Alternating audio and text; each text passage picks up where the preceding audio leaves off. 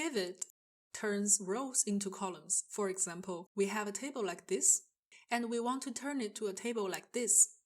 In order to do that, we need to turn rows in date column into column headers and inject values from value column into our newly created columns.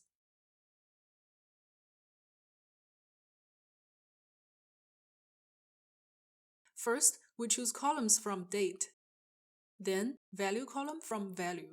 Aggregation rows are the unchanged row headers, so here it is customer. Then we choose an aggregation method. Here we choose sum. We can preview the results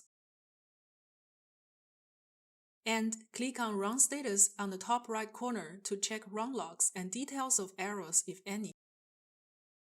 Once this step is done, you can either perform further transformations or export the data to a spreadsheet using push function.